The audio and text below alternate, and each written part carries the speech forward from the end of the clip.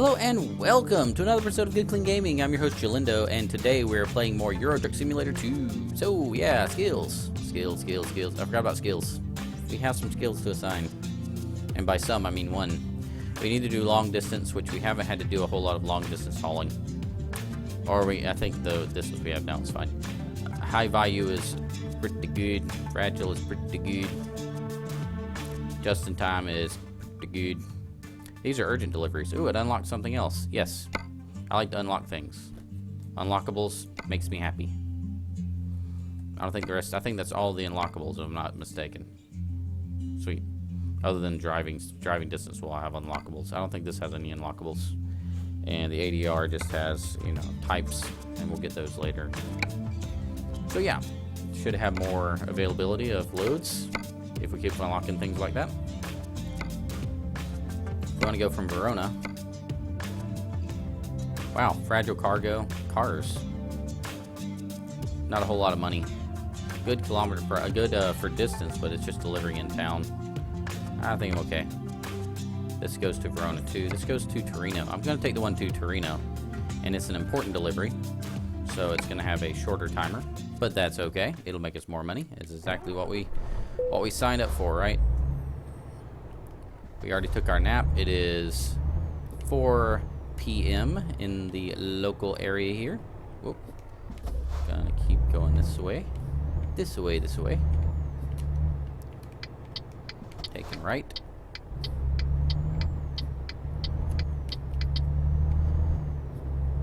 And I guess we pick it up here. I don't see the little turn arrow, but this works. Whoop. I've been talking so much playing these games, I'm actually losing my voice. This is crazy. Crazy. Taking right now. Gonna need something to wet the whistle.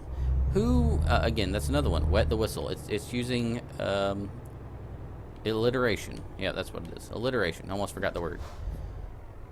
It has the same starting sounds for both the words, so they fit together better. It's another example of it didn't really have any real meaning other than it fit well together, unless you take it to being like, you whistle with your lips and therefore wetting your whistle allows you to whistle better. I can kind of see that. Maybe that's where it came from, but still, the main reason why it's there is alliteration. If wet did not sound the same as whistle on the first syllable, you would not see that phrase anywhere. So I blame alliteration for the reason that phrase exists. Oh, we got a polite driver. Look at him. He's telling us to go on out. And he almost ran into us. Thank you, crazy psychopathic driver. Appreciate that very much. Calm down. Calm down. Nature. Yes. Look at all that nature. You got 2 trees and a bush. That's some nature for you. Oh, green light. It'd be funny if people started honking at me. Why isn't that in the game? When you're stopped at at a green light, there should be honking, just like in real life.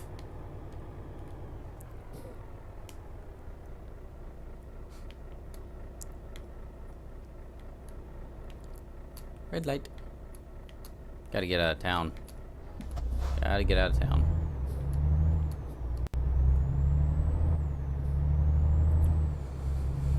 Going about 50 kilometers per hour, and we'll be out of here in no time.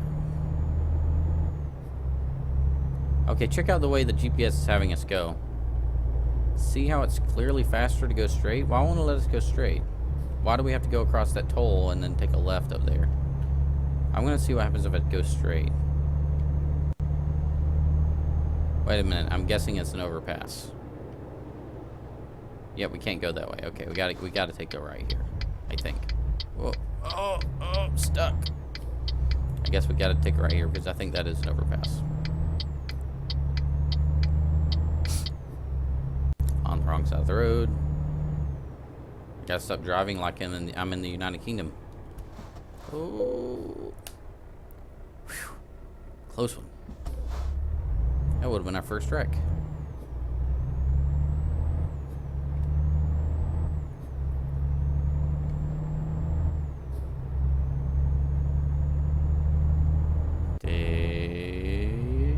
Taking a left.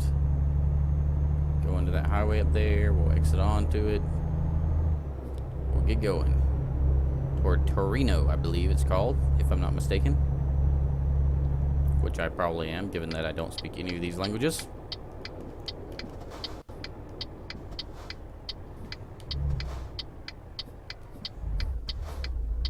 Oh, almost flooded the engine. Go me.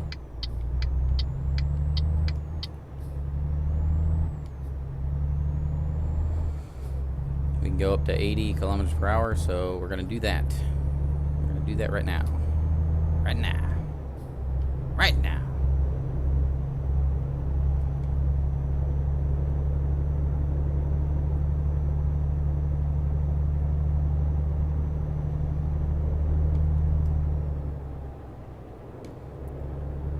How long we gotta go? 5 hours of driving? Okay, 5 hours of driving.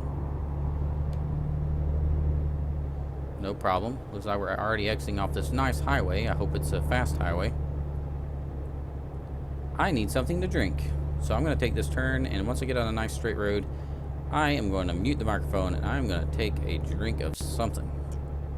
I am absolutely parched.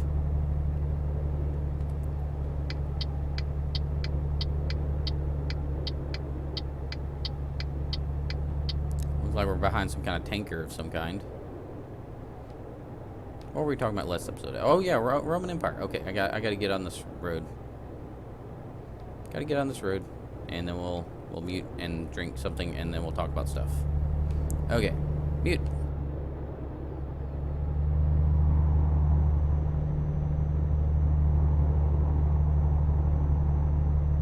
Ah, that's better. Orange juice, yum. So yeah, I get really into history and really into the accuracies of history. I find that the way that history is taught, I don't fully agree with some of the conclusions. Like the Roman Empire falling in, 400. It didn't. It kept living for another 1,000 years. But people didn't, the people who lived there even consider themselves to be Roman. But people don't see it. I think even some people at the time may have started referring to them as that Greek Empire. So, even back then there was doubts whether or not they were the Roman Empire. But I guess my point is that really it never died off, and so I wish that fact would be included in history books and history lessons. I wish some of the more interesting history would be in there instead of this cookie cutter. There's a little bit of a cookie cutterness to the way history is taught in schools, and it's not the teacher's fault. History teachers are awesome for what they do. They are just crazy good. I underappreciated. I feel so bad for not appreciating my history teachers for the quality of education they provided me. But the curriculum they're forced to teach, and the way they're forced to teach it, I don't think allows for them to do as awesome of a job as they would normally. I mean, if you let some of these history teachers, if you let them off the chains of curriculum, they would amaze you with the kind of knowledge they have, and you'd probably learn so much more. Now, you'd probably memorize less years and memorize less dates, but you'd remember the order of things. And I think that's more important. I don't like this idea that you have to memorize an exact date for everything happening. I think that it's more important for you to remember the order of things, the order of occurrence. It's important to understand, that the Civil War happened after the Revolutionary War and, before World War I and things like that. I mean, those are really simple examples that everyone knows, but if you know the order of things and you know about how long it was between them, you don't have to memorize that it was on, June 7th of 1824 that the first, this, that, or the other was invented. And it doesn't, no one really cares. Except history tests. But if you say that in the early 1800s, this was invented, that is more meaningful. I can remember early 1800s, boom, this new invention was created. But I can't remember then June 7th, 1821, that something happened. I mean, if we're going to get that specific, why don't we go all the way down and say at 10:27 a.m.? You know, we never do that. But for some reason, we put so much significance on a day. And I can't stand it. A day is just another day. I mean, it's kind of arbitrary. A date, I should say, a date is just another date. It's a little arbitrary because, you know, the Earth is just moving around the sun. And there's no set point where it becomes, okay, this is the next year, or okay, this is the previous year. It just is the date that it is. And what year it is, and how we determine our dates, I'm making no sense. My point is that it's just spinning around. It's just an arbitrary point. It's an arbitrary point in the rotation, the revolution around the sun. And there's no meaning to it, I guess is what I'm trying to point out. So if you said that, for instance, people put a lot of significance on New Year's as the turn of the new year. If you said that September 14th was the start of the new year, it would matter not, it wouldn't matter any more or less than the current date. It's just another arbitrary point. That's all. One day I'm going to just try to gun it and go right through behind somebody and see what happens.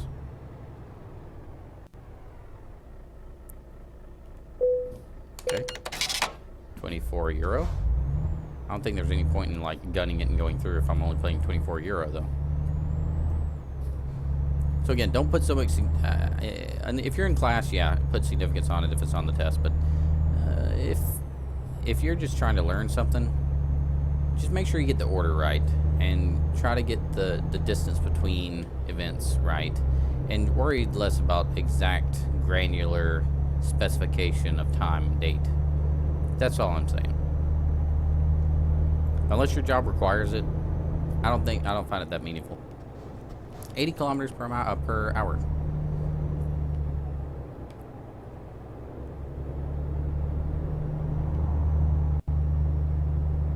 I wonder why there's not a metric version of the of time, like hours, minutes, seconds. That's not metric. I wonder if, I know in France they tried to during the French Revolution they tried to come up with a kind of a metric system of time. Didn't catch on. They also came up with a metric system of dates for the year. Didn't catch on. That's why I find the whole debate, you know, between metric and imperial and all this other kind of stuff, all these different, it's just different measuring systems. They're arbitrary. I'd be okay if we agreed on, everyone agreed on metric. I'd also be okay if everyone agreed on imperial. The only thing that bugs me is how we, you know, how we cling to one or the other and say, no, I'm not going to learn that other one because it's stupid. I don't like that, because that means that we're never going to get to a point where we all agree on a measurement. You know? Anywho. But I guess my point with the whole French Revolution thing was that it didn't actually solve, even though they tried to make it metric, it didn't catch on. So just because something's metric doesn't mean it's going to catch on everywhere. And just because, you know, just because America doesn't do it, that's one thing that does bug me about the U.S., and I do live in the U.S., it's that sometimes people living in the country you live in, you always assume that your stuff is better than everyone else's stuff. And I've always been more open-minded. I've always been more trying to accept and learn about other cultures and learn about other ideas, listening to foreign music, learning foreign history and foreign culture, and understanding how people think differently about stuff. And the whole, you know, U.S. is better than everyone else thing always gets me, because it assumes you're superior, you know, and everyone else is inferior. And I can never live like that. I could never believe that I was better than another people or another, you know, way of, you know, thinking or anything like that. The superiority, I think, is the wrong way to think. I think that just divides people. I think it should be more about, I'm getting into deep thoughts here. That's weird. I wonder why I'm getting so deep today. I think it's more important. Didn't show up on the bottom right-hand corner. I think it's more important to understand why people think the way they do and why people have the ideas that they do. Learn about their reasoning. People aren't dumb. They have their reasons for everything, generally. And if you learn about those reasons, even if you disagree with them, even if you don't agree with them at all, thank you, log truck. And no thank you, green car. Even if you don't agree with their reasonings, learn about them. Figure out why. And it'll make your life a lot more complete. Because you won't be in the stance of, I'm right, everyone else is wrong, and they're idiots because this, that, and the other. It gets you out of that funk. It gets you out of that stuck place where you can't really understand people or relate to people. You can still have your own ideas. I have my own ideas. I have my own things that I think are right. My own ideas is what I think is wrong, and I still think those are absolute, but at the same time, I can look at other people's ideas and beliefs that they also feel are absolute, and I can understand why they think the way they do. So, anyway, let's get off the deep topics. Ooh, look, trees. You don't see those every day. It's gonna be fun. This game is so much fun. If you've watched this many episodes of this playlist of this series, you also understand that this game is fun. I am getting off on the right-hand side of the road. Too much. You know, looking at the clouds and the sun over there, it almost looks like it's going to rain. We haven't seen rain in very many episodes. I kind of miss it.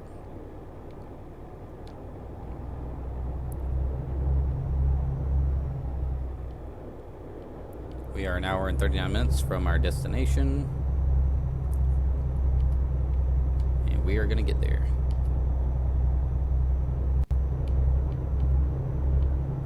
This road's kind of wavy gravy. Let's check our GPS, see how close we're getting. We are nowhere close.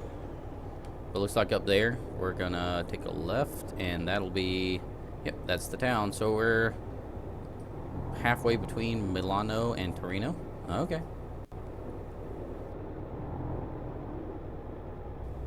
Looks like we're driving directly into the setting sun. That's really fun. We're traveling through Europe going east to west, so I guess we're going to see a lot of the setting sun and not a lot of the rising sun.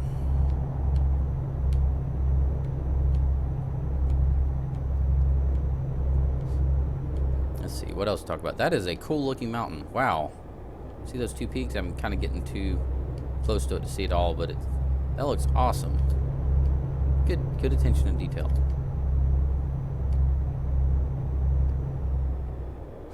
So what other games are we going to be playing on this channel?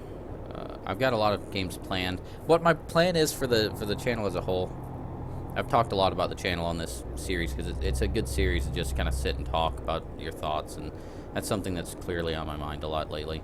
What I'm planning is to, like I said, unlock as many time slots as I can, then figure out where the happy medium is between unleashing a ton of videos on YouTube and my sanity, and want to meet somewhere in between where I can still stay somewhat sane, but not completely sane, and put out a ton of videos.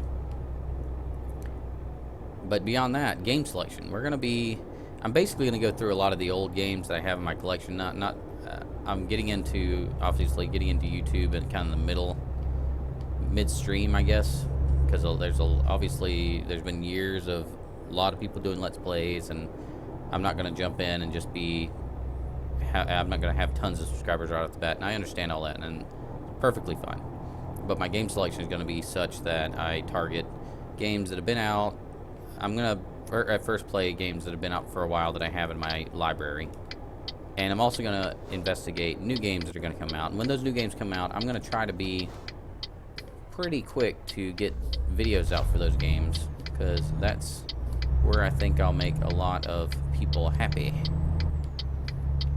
And then beyond that, beyond new games, I will only be taking games that I can monetize or at least host. You know, I don't necessarily need to monetize them, but I need to be able to host them. I guess that's the right word. On YouTube legally. I'm not going to be posting videos of games that don't allow for YouTube videos, because I don't want copyright strikes against my channel. I just don't. So, yeah, I'll be posting those, and I'll try to pick new games when I can.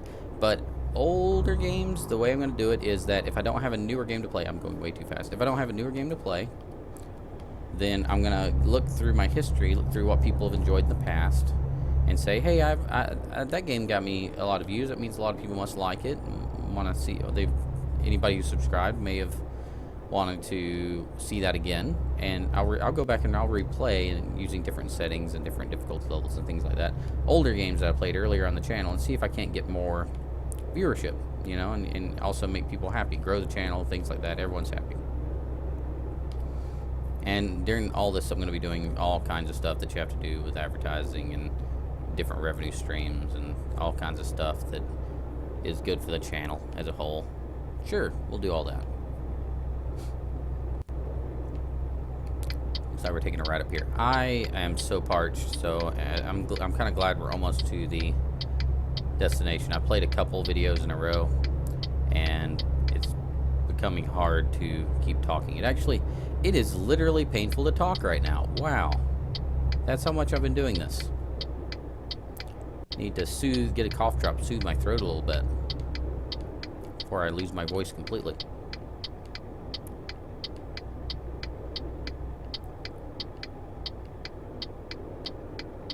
And people say this isn't hard work. Just because I'm playing games doesn't mean I'm not working hard. Are you crazy? I have to be on. I have to be like on the ball. I have to be entertaining for like 20 minutes straight. That's hard stuff, man. You try doing that. Go 20 minutes without being able to shut up. It's a challenge. Especially when you're driving a truck through Europe. Come on. I gotta come up with stuff that's like constantly. Gotta be on the ball. 70 miles an hour here. Oh, kilometers, as we say here.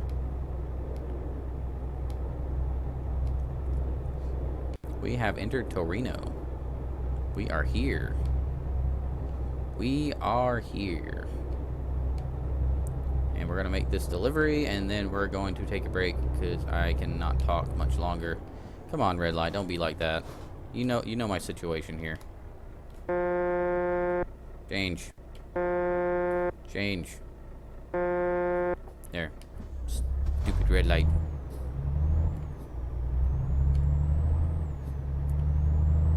Looks like it's going to be on the right up here. Drive the truck, drive truck, drive truck, truck, truck, truck, drive truck, truck, truck.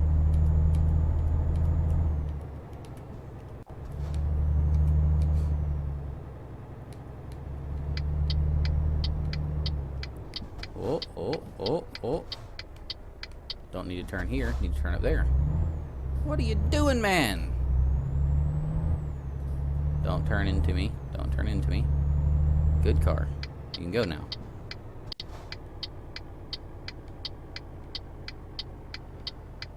Oh, that's close. And I wish I could just like pull right up here like this.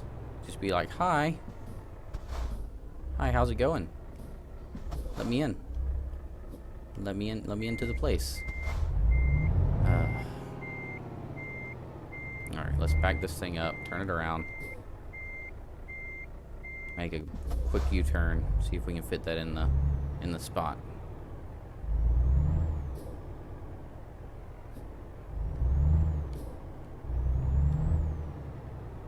Yes, that's right, doing my whole driving almost out of the lot thing. Whoa, too close. I think we turn to the right here, right?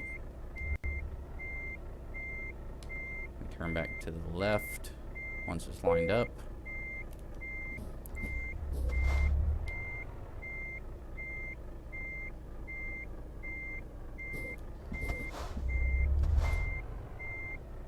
Oh, did I miss something? I missed something. Had it turned too tightly, I think. I will be an expert at parking in this game one day.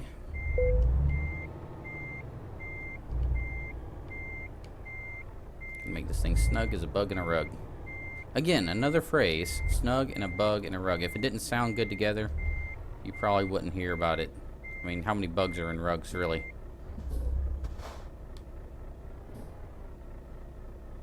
Oh, come on. That was so good, and you know it. I was totally in the parking space.